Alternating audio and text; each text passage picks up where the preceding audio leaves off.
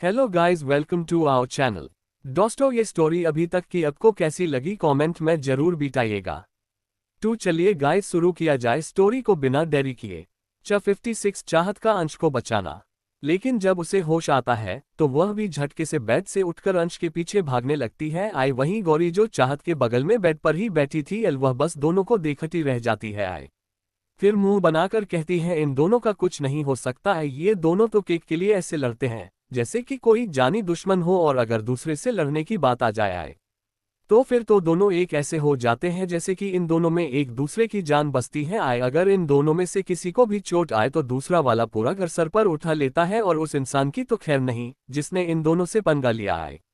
इतना कहकर गौरी अपना सरना में हिला देती है और वह भी बेड से उठकर उन दोनों के पीछे जाने लगती है। वहीं विवेक ओबरॉय और गीता जी तो पहले ही नीचे चले गए थे। वही हमारी चाहत तो अंश के पीछे भाग रही थी अपना केक लेने के लिए। लेकिन अंश भी बहुत ही ज्यादा चालाक था। वह चाहत से बचते हुए इधर से उधर भाग रहा था और केक को अपने हाथ से प्रोटेक्ट कर रहा था कि कहीं वह नीचे ना गिर जाए। जो देखकर चाहत गुस्से से अंश के पीछे भागते हुए कहती है, अंश के बच्चे, मुझे मेरा केक वापस दे दो, नहीं तो मैं तुम्हें बहुत ही ज्यादा पिटूंगी और इतनी एक्सरसाइज कराऊंगी ना तुम्हें कि अगले दिन तुम उठ भी नहीं पाओगे। चाहत की बात सुनकर अंश भागते हुए ही मुंह बनाकर जवाब देता है, आई दीदी, आपका तो ये रोज का ही है। अगर आप मुझे एक्सरसाइज करा आएगी और पीटेंगे ना तो मैं भी दादू से बोलकर आपको भी एक्सरसाइज करने के लिए बुलाऊंगा और दादू से झूठी कंप्लेंट भी करूंगा कि आपने जंक फूड खाया है। अंश की बात सुनकर चाहत मुंह बनाकर कहती है, और तुम्हें क्या लगता है दादू तुम्हारी बातों पर विश्वास करेंगे? बिल्कुल भी नहीं दादू, सबसे ज्यादा प्यार मुझे करते हैं, तुम्हें नहीं। चाहत की बात सुनकर अंश का मुंह बन जाता है क्योंकि यह सच्ची था। दादू सबसे ज्यादा प्यार चाहत को ही करते थे। लेकिन फिर भी अंश कहाँ बाज आने वाला था। वह फिर से कहता है, अगर आप मेरी बात नहीं मानेंगे ना तो मैं आपकी शिकायत आपके डेविल से करूंगा। तब आप कैसे बचेंगे? इतना कहकर अंश चाहत को डेविड स्माइल देता है। जो देखकर कर एक पल के लिए चाहत घबराती जाती है। लेकिन फिर गुस्से से अंश के पीछे भागते हुए कहती है, अंश, अगर तुमने ऐसा किया ना तो मैं तुम्हें इतना पिटूंगी ना कि तुम कभी सोच भी नहीं सकते। और तुम्हारे वह जो सारे मॉडल है जिसे बनाने में तुम्हारा बहुत सारा टाइम लगा है, मैं उन सबको भी तोड़ दूंगी। इतना कहकर चाहत अंश के पीछे भागने लगती है। वही अंश जब देखता है चाहत उसके बहुत करीब आ गई है तो वह भी अपनी स्पीड बढ़ा देता है और सीढ़ियों से जल्दी जल्दी उतरकर लिविंग हॉल की तरफ जाने लगता है। अंश जल्दी जल्दी सीढ़ियां उतरते हुए लिविंग हॉल में जा रहा था। उसका पूरा ध्यान चाहत पर था जो उसके पीछे भाग रही थी। अचानक से अंश का पैर मुड़ जाता है जिसकी वजह से अंश की एक जोरदार चीख निकल जाती है और वह पीछे की तरफ गिरने लगता है। तभी अचानक से अंश का हाथ कोई पकड़ लेता है जिसकी वजह से अंश आधा सीढ़ियों पर झूलने लगता है। उसका पूरा वेट सामने वाले इंसान पर था जिसने उसका हाथ पकड़ा था। अगर उस इंसान ने अंश का हाथ नहीं पड़ा होता तो अंश बेचारा 10 सीढ़ियों से नीचे गिरता, शायद उसके सर पर बहुत ही ज्यादा चोट आती। वहीं दादाजी, दादी जी और विवेक ओबरॉय, गीता जी अंश की ऐसी तेज चीख सुनकर घबरा जाते हैं और तुरंत भागकर देखने आते हैं कि क्या हुआ है। लेकिन जब सामने का नजारा देखते हैं तो एकदम से घबरा जाते हैं क्योंकि अंश इस समय आधा से ज्यादा सीढ़ियों पर लटका हुआ है और चाहत ने उसका हाथ पकड़ा हुआ है। जी हाँ, यह इंसान कोई और नहीं हमारी चाहती है जो अंश के पीछे भाग रही थी उसे पकड़ने के लिए। लेकिन चाहत अंश से काफी दूर थी। लेकिन जब वह अंश को ऐसे गिरता हुआ दिखती है तो एकदम से घबरा जाती है। फिर अचानक से चाहत को न जाने क्या होता है कि उसकी स्पीड बहुत ही ज्यादा बढ़ जाती है और उसके कंधे पर जो त्रिशूल का निशान बना हुआ था उसमें से भी हल्की चमक आने लगती है, जिस वजह से चाहत तुरंत जाकर अंश का हाथ पकड़ लेती है और उसे गिरने से बचा लेती है। लेकिन चाहत इस बात पर ध्यान नहीं देती है कि जब वह अंश को बचाने के लिए भागी थी तो उसकी स्पीड नॉर्मल इंसान से 10 गुना ज्यादा थी जो किसी भी इंसान के लिए हैरानी की बात होगी। लेकिन चाहत का ध्यान तो इस समय अंश को बचाने पर था, इसलिए उसने इस बात पर ध्यान नहीं दिया कि उसकी बॉडी में क्या क्या चेंज आए हुए हैं। लेकिन हमारी गौरी जो चाहत के पीछे ही थी वह भी जब अंश को ऐसे गिरता हुआ दिखती है तो एक पल के लिए घबरा जाती है। लेकिन अगले ही पल जब वह देखती है चाहत जो पहले अंश से काफी दूर थी वह अचानक से अपनी जगह से गायब हो जाती है। लेकिन अगले ही पल वह अंश के सामने आ जाती है और उसका हाथ पकड़कर गिरने से बचा लेती है। यह सब देखकर गौरी को जैसे सदमा सा लग जाता है। वह अपना मुंह खोले और आंखें बड़ी बड़ी करके अपने से कुछ दूर खड़ी चाहत को देखती जिसने इस समय अंश का हाथ पकड़ा था उसे तो अपनी आंखों पर विश्वास ही नहीं हो रहा था। गौरी अपने आप से बड़बड़ाते हुए कहती है, ये कैसे हो सकता है? जरूर मैंने कोई सपना देखा था, इतना कहकर गौरी अपनी आंखों को बार बार बंद करके खोलती है आए जिससे वह सपने से जाग जाए, लेकिन अभी भी सामने का नजारा देखती है जहां चाहत में अंश को पकड़ा हुआ था आए। तभी उसके कानों में घर वालों की आवाज आती है जो इस समय लिविंग हॉल से होते हुए सीढ़ियों के पास आ गए थे और चाहत को ऐसे अंश को पकड़ा दे सभी घबरा जाते हैं और एकदम से चिल्लाते हैं, आए अंश, चाहत।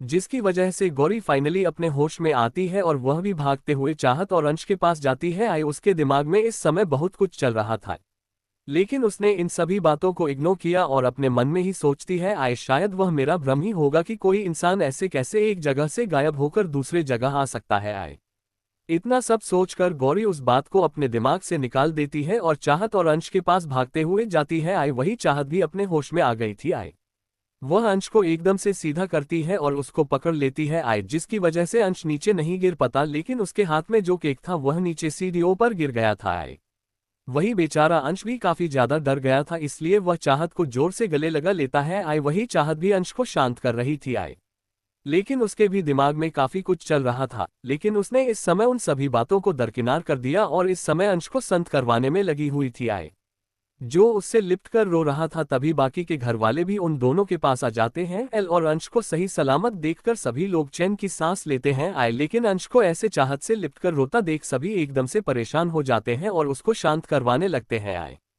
कुछ देर बाद अंश शांत हो जाता है। आए इस समय अंश और चाहत दोनों लिविंग हॉल के बीच वाले सोफे पर बैठे हुए थे और परिवार वाले उन दोनों के अगल बगल बैठकर दोनों को बुरी तरह घूर रहे थे। आए जिस वजह से दोनों एक दूसरे में डरे समय से बैठे थे। आए उन दोनों को देखकर ऐसा लग रहा था आए जैसे कि दो मासूम बच्चे किसी शेर की गुफा में आ गए हो। आए इस समय वैसा ही हाल अंश और चाहत का था। आए सभी परिवार वाले उन दोनों को बहुत बुरी तरीके से घूर रहे थे। आए जिस वजह से दोनों बहुत ही ज्यादा घबराए हुए थे एल, क्योंकि पहले से ही उन दोनों के ऊपर बहुत पनिशमेंट थी अब, और पनिशमेंट लेना वह दोनों अफोर्ड नहीं कर पाएंगे। आए उन दोनों को ऐसे डरे शहमे देख विवेक ओबरॉय को बहुत ही ज्यादा अच्छा लग रहा था। आए क्योंकि ये दोनों अक्सर उसकी नाक में दम करके उसे हमेशा परेशान करते रहते हैं और आज इन दोनों को डांट खाता और पनिशमेंट मिलता देख विवेक ओबरॉय खुशी से फूले नहीं समा रहा था। आए तभी उसके कानों में दादाजी की आवाज आती है। आए जो उन दोनों देखकर अपनी कड़क आवाज में उन दोनों को डांटते हुए कहते हैं, आए आप दोनों क्या छोटे बच्चे हैं कि ऐसे भागा दौड़ी कर रहे थे, अभी आपको चोट लग जाती तो। आए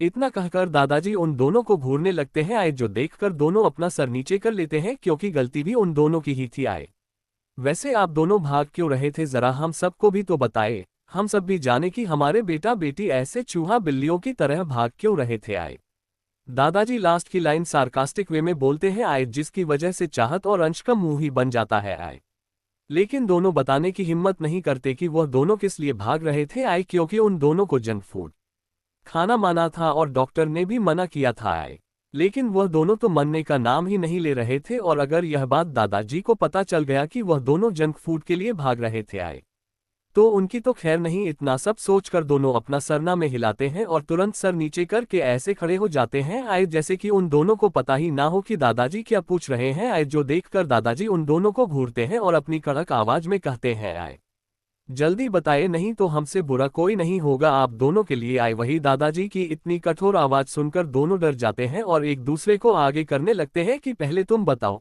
नहीं तुम बताओ। जो देखकर दादाजी चिढ़ जाते हैं। आए वही गौरी जो वहां पर बैठी थी एल, वह कब से उन दोनों को देख रही थी जो दादाजी के सामने ये सब नौटंकी कर रहे थे, लेकिन सच बताने का नाम ही नहीं ले रहे थे। आए जो देखकर गौरी हार मानते हुए खुद ही सच बताने का फैसला करती है और दादाजी को एक एक करके सारी बात बता देती है। आए जिसे जानकर दादाजी बहुत ही ज्यादा गुस्सा हो जाते हैं। आए 57 चाहत और अंश की पनिशमेंट और जाना आगे। वही अंश और चाहत गौरी के मुंह से अपनी सारी पोल पट्टी सुनता देख दोनों घबरा जाते हैं और अपनी डर भरी नजरों से दादाजी और बाकी के परिवार वालों को देखने लगते हैं। आए जो उन्हें ही गुस्से से घूर रहे थे। आए जो देखकर उन्हें और भी ज्यादा डर लगने लगता है। आए तभी दादाजी अपनी कठोर आवाज में चाहत और अंश को देखते हुए कहते हैं, आए आप दोनों दिन पर दिन और भी ज्यादा शैतान होते जा रहे हैं। आए किसी की भी बात नहीं मानते, अगर कोई आपको समझाने की कोशिश करता है आए तो आप दोनों मिलकर उसे इतना ज्यादा परेशान करते हैं कि वह यहां से भाग ही जाता है। आए आप दोनों को तो याद ही होगा 50 टीचर जिन्हें आप दोनों लोगों ने मिलकर इतना ज्यादा परेशान किया था कि वह बेचारा यहाँ दोबारा आने से ही डर कर कांप जाता है, और यह बात सारे शहर में भी फैल गई है कि ओबरॉय परिवार के बच्चे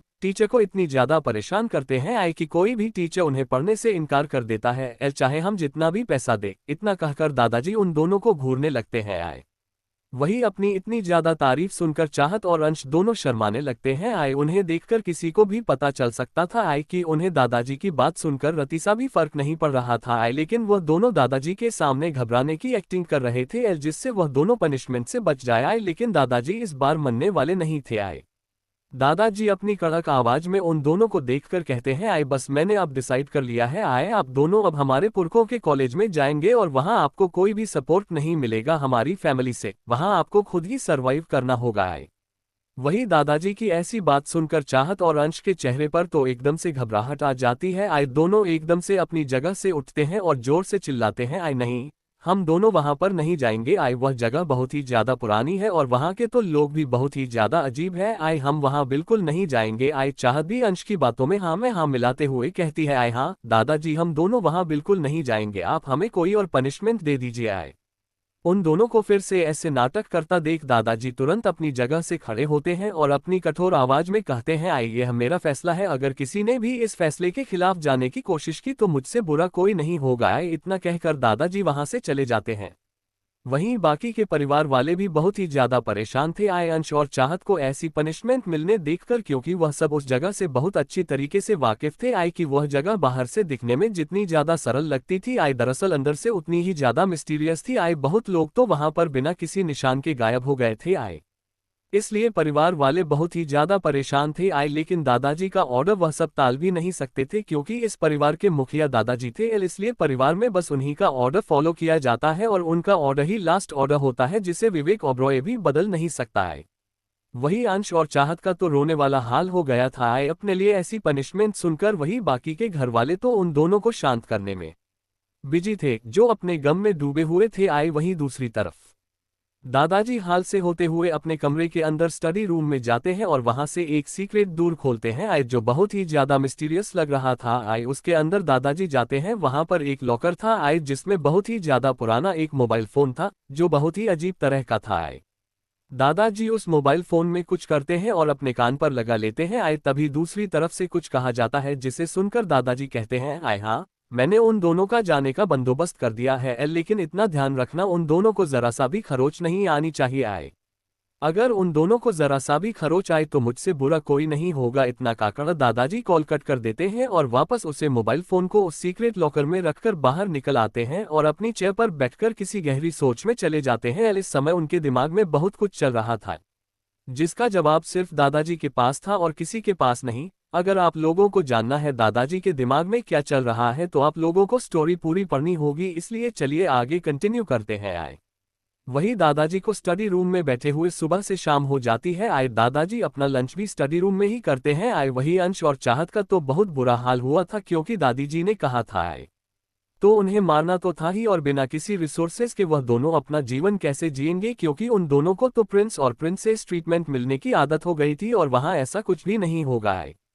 उन्हें तो अपने खाने पीने रहने का भी बंदोबस्त खुद ही करना होगा आए, क्योंकि दादाजी ने उनके सारे रिसोर्सेस बंद कर दिए थे आए। ऐसे ही धीरे धीरे शाम हो जाती है। चाहत के जन्मदिन की खुशी में एक बहुत बड़ा बैंक्वेट अरेंज किया गया था और चाहत को तरह तरह से गिफ्ट मिले थे आए, लेकिन इसकी खुशी चाहत के चेहरे पर दिख नहीं रही थी। वह तो काफी दुखी थी, क्योंकि कुछ दिन बाद उसके ये सारे ट्रीटमेंट बंद होने वाले थे। इसलिए चाहत और अंश भुक्कड़ों की तरह सारे जंक फूड खाने में लगे हुए थे आए, जो देखकर दादाजी वह दूर से उन्हें घूरने के अलावा कुछ नहीं कर सकते थे आए, क्योंकि इस समय वह दोनों तो दादाजी से नाराज होकर बैठे हुए थे और उनको दिखाने के लिए ही उनके सामने जंक फूड खा रहे थे आए। वहीं कबीर ने चाहत के लिए एक प्यारा सा पेंडेंट दिया था, जो बहुत ही यूनिक था। इसके साथ ही कबीर ने चाहत को सख्त वार्निंग भी दी थी कि इस पेंटिंग को कभी भी अपने गले से मत उठाना। चाहत सभी लोगों के गिफ्ट लेकर बहुत ही ज्यादा खुश थी आए, लेकिन थोड़ी मायूस भी थी कि उसे ये सब गिफ्ट एंजॉय करने के लिए ज्यादा समय नहीं मिलेगा आए, क्योंकि उसे दादू की पनिशमेंट जो पूरी करनी थी आए, इसलिए बेचारी तैयारी में लगी हुई थी। कुछ दिन बाद उनको जाना जो था आए। ऐसे ही धीरे धीरे समय अपनी गति से चलता जा रहा था और पूरे एक हफ्ते बीत जाते हैं। आज चाहत और अंश को जाना था, जिस वजह से दोनों जल्दी जल्दी तैयार हो रहे थे और अपनी जरूरत का सारा सामान अपने सूटकेस में भर रहे थे आए। उनको देखकर ऐसा लग रहा था जैसे वह पनिशमेंट ना लेकर कहीं टूर पर जा रहे हो आए। वह दोनों अपने बैग में तरह तरह के जंक फूड और तरह तरह के कपड़े भरे जा रहे थे आए, जो अक्सर लोग टूर पर ले जाया करते हैं आए। उन दोनों को मिलाकर पूरे 20 सूटकेस हो गए थे आए, जो देखकर सभी घर वाले बहुत ही ज्यादा हैरान थे कि दो लोगों का सामान इतना ज्यादा कैसे हो सकता है आए। लेकिन हमारे अंश और चाहत को तो कोई फर्क ही नहीं पड़ रहा था आए। वह दोनों तो अपने में ही लगे हुए थे और कैलकुलेट कर रहे थे कि कहीं उनसे कोई सामान छूट तो नहीं गया है आए। वो दोनों अभी आपस में ही लगे हुए थे कि तभी हॉल में दादाजी आते हैं और अपने सामने इतना ज्यादा सूटकेस देखकर उनकी आईब्रो आपस में सिकुड़ जाती है आए। वह घुरकर अंश और चाहत को देखते हैं आए, जो अभी भी अपनी बातों में लगे हुए थे आए। तभी दादाजी अपनी कठोर आवाज में कहते हैं आए, आप दोनों इन सारी चीजों में से कुछ भी नहीं लेकर जा सकते। हमने आप दोनों के लिए कुछ जरूरी सामान का इंतजाम कराया हुआ है आए, आप दोनों बस वही लेकर जाएंगे आए। दादाजी की बात सुनकर तो अंश और चाहत के ऊपर जैसे 440 वोल्ट का बिजली गिरा हो। वह दोनों शौक से दादाजी की तरफ देखते हैं और एक साथ चिल्लाते हुए कहते हैं आए नहीं, तब हम नहीं जाएंगे। जो सुनकर दादाजी उन्हें घूरते हैं आए, जिसकी वजह से दोनों शांत हो जाते हैं। तभी दादाजी एक नौकर को कुछ इशारा करते हैं, जिसे समझकर नौकर थोड़ी देर बाद अपने हाथों में 2 पोटली लेकर आता है आए, जिसमें कुछ कपड़े और कुछ जरूरत के सामान के साथ कुछ छोटे मोटे औजार भी थे, जिनका उजागे आप लोगों को कहानी में पता चलेगा। अंश और चाहत अपने सामने मौजूद उन 2 पोटली को देखते हैं आए, जिसे नौकर ने उनके सामने रखा हुआ था आए। वह दोनों अभी घूर ही रहे होते हैं कि अभी उनके कानों में दादाजी की कठोर आवाज सुनाई देती है आए, जो उनसे कह रहे होते हैं आप दोनों को बस यही लेकर जाना होगा, यह मेरा अंतिम निर्णय है आए। जिसे सुनकर अंश और चाहत दोनों मायूस हो जाते हैं आए। उन दोनों को समझ नहीं आ रहा था कि इस पोटली के जरिए वह दोनों अपनी सारी जिंदगी कैसे गुजरेंगे, क्योंकि उन दोनों को तो प्रिंस और प्रिंसेस स्टेटमेंट मिलने की आदत ही हो गई थी, और इन छोटे से सामान में जिसमें बस कुछ जोड़ी कपड़े हैं आए, वह सब कैसे जिंदगी जिएंगे, यही सब सोचकर दोनों काफी ज्यादा दुखी थे आए। वही बाकी के घर वालों को तो लग रहा था आए कि वह दोनों इसलिए दुखी है क्योंकि वह दोनों हम सबको छोड़कर जाने वाले हैं आए, लेकिन असलियत तो इससे काफी दूर थी आए। तभी दादाजी अपने एक पर्सनल बॉडीगार्ड को, जो हमेशा से दादाजी के लिए काम करता था और दादाजी के लिए ही लॉयल था आए, उसको कुछ इशारा करते हैं, जिसे समझकर बॉडीगार्ड रिस्पेक्ट से अपना सर हाँ में हिला देता है और उन दोनों पोटलियों को ले जाकर एक बहुत ही पुरानी गाड़ी में रख देता है और ड्राइविंग सीट पर जाकर खुद बैठ जाता है। वहीं चाहत और अंश उस पुरानी गाड़ी को अपनी बड़ी बड़ी आंखें करके देखने लगते हैं आए, क्योंकि उन दोनों ने आज से पहले ऐसी गाड़ी कभी नहीं देखी थी। लेकिन दादाजी ने उन दोनों को उस गाड़ी में जबरदस्ती बैठाकर उस बॉडीगार्ड के साथ भेज दिया था आए।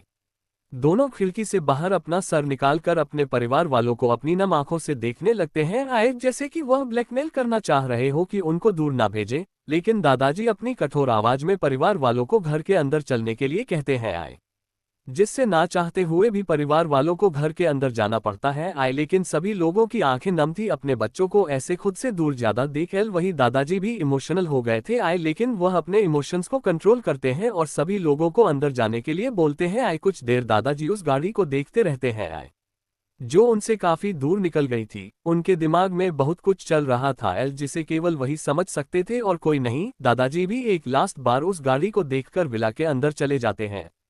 58 अंश और चाहत का मछली पकड़ना। अब आगे चाहत और अंश दोनों गाड़ी में बैठकर निकल जाते हैं। वहीं वह बॉडीगार्ड चाहत और अंश को लगभग 2 दिनों बाद वह तीनों उस स्थान पर पहुंचते हैं जहां चाहत और अंश को छोड़ना था आए। चाहत और अंश दोनों गाड़ी से बाहर निकलते हैं और उस स्थान को देखते हैं आए, जो बहुत ही ज्यादा ऊबड़ खाबड़ और बंजर था आए। वहां तो दूर दूर तक किसी इंसान का नाम और निशान भी देखना इम्पॉसिबल था आए, जो देखकर दोनों हैरान होते हैं और उस बॉडीगार्ड से पूछते हैं आए, हम दोनों को तुमने किसी गलत जगह पर तो नहीं छोड़ दिया है। चाहत और अंश की बात सुनकर वह बॉडीगार्ड रिस्पेक्ट से सर झुकाकर कहता है आए, नहीं छोटे बॉस और छोटी मालकिन, ओल्ड बॉस ने जैसा ऑर्डर दिया था आए, मैंने आपको उसी जगह पर छोड़ा है आए। इसके आगे का सफर आप दोनों को अकेले ही करना होगा आए। बॉडीगार्ड की बात सुनकर चाहत और अंश बहुत ही ज्यादा हैरान होते हैं और हैरानी से अपना मुंह खोल उस बॉडीगार्ड को देखते हुए हकलाकर करते हैं आए, क्या दादाजी ने हमें इस बंजर जगह पर छोड़ने के लिए कहा है? कहीं उनका दिमाग तो खराब नहीं हो गया है आए? जरूर दादाजी बूढ़े हो गए हैं, इसलिए उनकी याददाश्त कमजोर हो गई है आए, इसलिए तो वह हमें ऐसी जगह पर छोड़ने के लिए कह रहे हैं आए जहां पर किसी इंसान का तो दूर दूर तक नामो निशान नहीं है आए। क्या वह हम दोनों को भूखे मारना चाहते हैं आए? ऐसे ही चाहत और अंश एक दूसरे से मिलकर बातें कर रहे थे और दादाजी को कोसे जा रहे थे आए, इस बात से बेखबर कि उनके पास जो बॉडीगार्ड खड़ा हुआ था आए, वह तो उन दोनों की बकबक सुनकर पहले ही वहां से निकल गया था। इस समय वह दोनों उस खंडहर नुमा जगह पर अकेले खड़े थे आए। कुछ देर बाद जब उन दोनों की बातें खत्म होती हैं आए, तो दोनों अपने पीछे देखते हैं और वहां पर उस बॉडीगार्ड को ना पाकर दोनों एकदम से हैरान हो जाते हैं। उनको तो वह बॉडीगार्ड या कार आरवी दूर दूर तक नजर नहीं आ रही थी। जिस वजह से दोनों आसपास अपनी नजरें तोड़ने लगते हैं, लेकिन उन्हें कुछ भी नजर नहीं आता। तभी उनके पैरों के नीचे कुछ पड़ता है, जिसकी वजह से दोनों का ध्यान अपने पैरों के नीचे पड़े सामान पर चला जाता है, जो कुछ और नहीं उन दोनों का ही सामान था। जिसे दादाजी ने दिया था। वही दोनों मायूस होकर अपने सामान को उठाते हैं और अपनी पीठ पर लादकर इधर उधर देखने लगते हैं कि आगे वह कहाँ जाए, क्योंकि ड्राइवर ने उन्हें न कोई रास्ता बताया था, न कोई पता दिया था। बस बोला था इस बड़े से खंडहर नुमा गेट के अंदर जाने के लिए आए। दोनों को कुछ समझ में नहीं आ रहा था कि क्या करें, और इतनी धूप में भी दोनों ज्यादा देर बाहर खड़े नहीं रहना चाहते थे। नहीं तो दोनों की स्किन काली पड़ जाती ना, इसलिए दोनों अंदर जाने का डिसाइड करते हैं। जैसे ही वह दोनों गेट के अंदर कदम रखते हैं, अचानक एक इनविजिबल दीवार उन दोनों को स्कैन करता है और ग्रीन लाइट देकर उन दोनों को अंदर आने की परमिशन देता है। लेकिन इसकी खबर उन दोनों को नहीं थी। वह दोनों तो अपने में ही लगे आसपास की जगह देखते हुए अंदर जा रहे थे। अंदर कदम रखते हुए अंश चाहत को देखकर कहता है, दीदी मुझे ऐसा क्यों लग रहा है, यहाँ पर धूप थोड़ी कम हो गई है, क्योंकि बाहर बहुत ही ज्यादा धूप थी और यहाँ पर ऐसा महसूस हो रहा है जैसे कि आसपास बहुत ही ज्यादा पेड़ पौधे हैं। लेकिन यहाँ पर तो बस कुछ ही पेड़ पौधे हैं, वह भी बहुत ही अजीब, जिन्हें मैं आज से पहले कभी नहीं देखा है। वही अंश की बात सुनकर चाहत भी गौर से उन पेड़ पौधों को देखने लगती है, जो बहुत ही ज्यादा अजीब थे। उसने भी इन सारे पेड़ पौधों को कभी नहीं देखा था। फिर चाहत इन सारी बातों को अपने दिमाग से निकालकर अंश की तरफ देखकर कहती है, छोटे इन सारी बातों को अपने दिमाग से निकल, पहले ये सोच कि हम जाएंगे कहाँ और रहेंगे कहाँ। मुझे तो अभी से ही बहुत जोरों की भूख लगी है और दादाजी ने ना हमें कुछ खाने को और ना कुछ पीने को दिया है। हम दोनों इस जालिम दुनिया में कैसे जिएंगे। इतना कहकर चाहत अपने झूठे आंसू जो आंखों में आए भी नहीं थे उन्हें पूछने लगती है, जो देखकर अंश भी चाहत की नौटंकी में उसका साथ देने लगता है। कुछ देर चलने के बाद ऊपर दोनों थक जाते हैं। तभी उन्हें पास ही में एक झरने की बहने की आवाज आती है, जिसे सुनकर दोनों बहुत ही ज्यादा खुश हो जाते हैं और जल्दी जल्दी भागकर उस झरने के पास जाते हैं। तो देखते हैं वह झरना माउंटेन से बह रहा था। जिसका पानी माउंटेन से होते हुए नीचे चट्टानों पर बह रहा है। उसकी आवाज बहुत ही ज्यादा मधुर थी, जिसे सुनकर दोनों एक पल के लिए मंत्रमुग्ध होकर उस झरने को देखने लगते हैं और जल्दी से उसके पास जाते हैं। तो देखते हैं उस झरने के पानी पर सूरज की रोशनी पड़ने से वह किसी डायमंड की तरह चमक रहा था, जिसे मंत्रमुग्ध होकर दोनों देखने लगते हैं। उन दोनों ने यह नज़ारा अपने जीवन में कभी नहीं देखा था। इसलिए वह बेचारे मंत्रमुग्ध होकर उस झरने के पास चले जाते हैं और उसकी खूबसूरती निहारने लगते हैं। कुछ देर बाद जब उन दोनों को समय का एहसास होता है तो वह दोनों आज रात यहीं पर रुकने का फैसला करते हैं। वो दोनों कुछ लकड़ियां इकट्ठा करते हैं और वहीं पर जलाकर उसके आसपास बैठ जाते हैं। तभी चाहत कहती है, इस झरने में मछली होंगे, चलो हम दोनों मछली पकड़ते हैं, आज हम दोनों वही बनाकर खाएंगे। चाहत की बात सुनकर अंश भी खुश हो जाता है और अंश और चाहत दोनों मछली पकड़ने लगते हैं। कुछ देर बाद वह दोनों मछलियां पढ़ते पढ़ते थक जाते हैं, लेकिन बेचारे को बस 2 ही मछली मिलती है और काफी ज्यादा रात भी हो गया था, इसलिए दोनों बस वही मछली लेकर वापस आ जाते हैं। दोनों मिलकर उस मछली को पकाते हैं और अपने रात के खाने का इंतजाम करते हैं और वही अपने बैग को पकड़कर दोनों एक दूसरे के ऊपर सर रखकर सो जाते हैं। ऐसे ही धीरे धीरे सुबह हो जाती है। लेकिन उन दोनों को तो कोई होश ही नहीं था। तभी अचानक से चाहत की नींद खुलती है, तो उसको ऐसा महसूस होता है जैसे कि वह बादलों में उड़ रही हो, जो देखकर वह बहुत ही ज्यादा खुश होती है और अपनी नींद भरी आवाज में अंश को पुकारते हुए कहती है, छोटे देख मैं हवा में उड़ रही हूँ, देख मुझे कितना मजा आ रहा है। इतना कहकर चाहत उस हवा को महसूस करने लगती है जो बादलों से उड़कर उसके चेहरे को छू रहा था। वही आज भी चाहत की बात खुलकर उसकी भी नींद खुल जाती है और वह जब अपने आप को ऐसी हवा में देखा है तो एक पल के लिए घबरा जाता है। फिर इधर उधर अपना सर करके देखने लगता है कि वह दोनों ऐसे हवा में कैसे हो सकते हैं। तभी उसकी नज़र अपने ऊपर जाती है, जिसे देखकर वह बहुत ही ज्यादा हैरान होता है और उसकी जोर की चीख निकल जाती है। आज का सवाल, अंश ने ऐसा क्या देख लिया कि उसकी इतनी जोर से के निकल गई है। क्या अंश और चाहत फिर से नई मुसीबत में फंसने वाले हैं या फिर उनकी कहानी की यह नई शुरुआत है। चैप्टर 59 चाहत और अंश आसमान में। अब आगे चाहत और अंश दोनों आराम से सो रहे थे। ऐसे ही सुबह हो जाती है और सुबह दोनों की नींद खुलती है तो चाहत अपने आप को ऐसा महसूस करती है जैसे कि वह आसमान में उड़ रही हो, जिसकी वजह से उसकी नींद एक झटके में खुल जाती है। लेकिन वह फिर भी अपनी आंखें बंद करके ही अंश को आवाज लगाते हुए कहती है, अंश देखो मुझे ऐसा लग रहा है जैसे कि मैं आसमान में उड़ रही हूँ। चाहत कई बार अंश को आवाज लगती है, तब फाइनली अंश का जवाब चाहत के कानों में पड़ता है, जो उसे अपनी घबराई हुई आवाज में कह रहा था, दीदी हम लोग सपने में नहीं बल्कि रियल में आसमान में उड़ रहे हैं आए। इतना कहकर अंश जोर जोर से चिल्लाने लगता है। वही अंश की आवाज सुनकर चाहत अपनी आंखें खोलकर देखती है तो अपने आप को इतना ऊपर, वह भी आसमान में पाकर बहुत ही ज्यादा घबरा जाती है और जोर जोर से चिल्लाते हुए अंश से कहती है, आए अंश तुमने क्या किया है, हम लोग ऐसे आसमान में कैसे उड़ सकते हैं, कहीं हम दोनों सपना तो नहीं देख रहे हैं जिसमें हम दोनों एक साथ आसमान में उड़ रहे हैं आए। वही चाहत यह ऐसी बात सुनकर अंश अपनी रोती हुई आवाज में चाहत से कहता है, आए नहीं दी, ये सपना नहीं है, मैंने अपने आप को चुट्टी काट के भी देख लिया है आए, लेकिन ये हकीकत है कि हम दोनों आसमान में हैं। लेकिन मुझे न जाने क्यों अपने कंधे में बहुत ही ज्यादा दर्द हो रहा है, मुझे ऐसा लग रहा है जैसे कि किसी ने मुझको आसमान में कंधे से पकड़कर उठाया हुआ है और मैं आसमान में ऐसे उड़ रहा हूँ आए। अंश की बात सुनकर चाहत भी अपना सर हाँ में हिलाकर रोती हुई आवाज में रहती है, हाँ मुझे भी ऐसा लग रहा है जैसे कि मुझे भी किसी ने पकड़कर आसमान में लटका दिया हो। इतना कहकर दोनों अपना सर इधर उधर करके देखने लगते हैं कि किसने उन दोनों को पकड़कर ऐसे आसमान में वह भी इतने ऊपर लटका दिया है। तभी उन दोनों की नजर अपने ऊपर जाती है आए, जिसकी वजह से दोनों की आंखें हैरानी से बड़ी बड़ी हो जाती है आए। दोनों मुंह खोलकर अपने ऊपर देख रहे थे आए, लेकिन दोनों को तो शब्द ही नहीं मिल रहा था कुछ कहने के लिए आए। फिर कुछ देर बाद दोनों अपने होश में आते हैं तो उनकी एक जोरदार चीख उस पूरे आसमान में सुनाई देती है आए, जिसकी वजह से उनके ऊपर जो इंसान या फिर जो कुछ भी था आए जिसने उन दोनों को पकड़ा हुआ था आए, उन दोनों की ऐसी खतरनाक चीज सुनकर वह भी बेचारा डर जाता है, उसका बैलेंस बिगड़ जाता है और वह नीचे गिरने लगता है आए। लेकिन फिर किसी तरह वह अपना बैलेंस बना लेता है और आसमान में उड़ते हुए अपनी चिड़ बड़ी नजरों से उन दोनों को देखने लगता है आए, जैसे कि उन दोनों उसके साथ बहुत ज्यादा अन्याय किया हो आए। लेकिन कुछ देर बाद वह जब देखता है कि वह दोनों अभी भी शांत नहीं हो रहे हैं और ऐसे बेवकूफों की तरह चलाए जा रहे हैं आए, जिसकी वजह से उसके कान में काफी ज्यादा दर्द होने लगता है आए, तो वह अपने गुस्से भरी आवाज में उन दोनों से कहता है, आए तुम दोनों बेवकूफ अभी के अभी शांत हो, नहीं तो मैं तुम दोनों को यहाँ से नीचे फेंक दूंगा, जिसकी वजह से तुम दोनों की हड्डियां तक किसी को नहीं मिलेगी।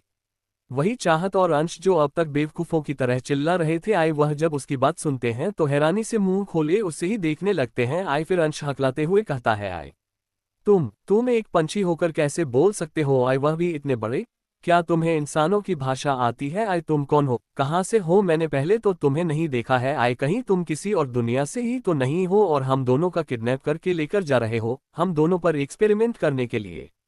इतना कहकर अंश अपनी डर भरी नजरों से उस पंछी को देखने लगता है आए, जो बहुत ही ज्यादा विशाल था। उसको देखकर ऐसा लग रहा था जैसे कि वह गिद्धों का भी पूर्वज हो आए, क्योंकि उसने बहुत ही आसानी से अंश और चाहत को उठा रखा था और उसके बड़े बड़े विशाल पंख आसमान में ऐसे फड़फड़ा रहे थे जैसे कि वह इस आसमान का राजा हो आए। वही अंश के बात सुनकर चाहत भी अपनी घबराई हुई आवाज में उस बड़े से विशाल पंछी से कहती है, आए हम दोनों को छोड़ दो, हम दोनों तो बहुत ही ज्यादा गरीब हैं आए, हम दोनों के पास पैसे भी नहीं है और हम दोनों तो इतने ज्यादा कमजोर हैं कि तुम्हारे एक्सपेरिमेंट भी नहीं झेल पाएंगे। इतना कहकर चाहत जोर जोर से रोने लगती है आए। वही उसका साथ अंश भी दे रहा था आए, वह भी जोर जोर से चिल्ला कर रो रहा था आए, जिसकी वजह से उस विशाल पंछी को बहुत ही ज्यादा गुस्सा आ रहा था आए। वह अपनी खतरनाक आवाज में उन दोनों को देखकर कहता है, आए तुम दोनों अपनी बकवास बंद करो आए, मैं तुम्हें किसी एक्सपेरिमेंट के लिए नहीं लेकर जा रहा हूं और अगर अब तुम दोनों ने एक भी आवाज निकली तो मैं तुम दोनों को यहीं से नीचे गिरा दूंगा आए, इसलिए शांति से रहो। इतना कहकर वह अपनी स्पीड और भी ज्यादा बढ़ा देता है आए, क्योंकि वह इन दोनों बेवकूफ की आवाज और भी ज्यादा नहीं सुनना चाह रहा था आए। वह अपने मन में ही कहता है, मास्टर ने भी मुझे ना जाने किसे लाने के लिए भेज दिया, मैं पूरी रात इन दोनों को खोजता रहा और ये दोनों मजे से खा पीकर सो रहे थे आए, मुझे तो बहुत ही ज्यादा गुस्सा आ रहा है। यहाँ पर आने वाले छात्र छात्रा बहुत ही ज्यादा विनम्र होते थे आए, उनको एक प्लेटफॉर्म पर खड़ा कर दिया जाता था और कोई भी पंछी उन्हें लेने आता था आए तो वह उन्हें आसानी से मिल जाते थे आए। लेकिन ये दोनों तो मुझे मिले ही नहीं उस जगह पर, अगर मास्टर ने मुझे स्पेशल लॉकेट ना दिया होता तो मैं इन दोनों को खोज ही नहीं पता आए, लेकिन उस स्पेशल लॉकेट का भी ज्यादा असर नहीं हुआ था। मुझे इन दोनों को खोजते खोजते पूरी रात हो गई और सुबह ये दोनों जाकर मिले, वह भी झरने के पास। ये दोनों तो आराम से सो रहे थे और मैं पूरी रात इन दोनों को खोजता रहा था। मैं इसकी शिकायत जाकर मास्टर से करूंगा कि इस बार के छात्र बिल्कुल भी विनम्र नहीं है आए, बल्कि वह तो बहुत ही ज्यादा शैतान है और ये दोनों तो अभी से मेरी नाक में दम कर दिए हैं आए, ना जाने गुरुकुल में जाकर ये दोनों क्या हंगामा मचाएंगे, ये तो भगवान ही जाने। इतना कहकर वह पंछी आसमान की ऊंचाइयों में उड़ने लगता है। आई वह कई तरह के पर्वत पर रह करके एक जगह पर पहुंचता है। आई वही चाहत और अंश उस पंछी की धमकी सुनकर शांत हो जाते हैं और उस ऊंचे आसमान से धरती का खूबसूरत नजारा एंजॉय करने लगते हैं। आई उन दोनों को अपनी पृथ्वी बहुत ही ज्यादा प्यारी लग रही थी, जहां पर कोई भी प्रदूषण नहीं था। उसे स्थान को देखकर ऐसा लग रहा था जैसे कि प्रकृति ने स्वयं ही इसका निर्माण किया हो। चारों तरफ बड़े बड़े पेड़ पौधे, नदियां, झरने और न जाने क्या क्या तरह तरह के थे। आए जिसकी वजह से दोनों उस खूबसूरती में इतना खो गए थे कि उन्हें एहसास ही नहीं हुआ कि वह कहां से कहां जा रहे हैं। आए आज के लिए इतना। हाय दोस्तों, मिलते हैं नेक्स्ट चैप्टर में। Thanks for watching guys. और स्टोरी कैसी लगी कमेंट में जरूर बताइएगा। टाटा।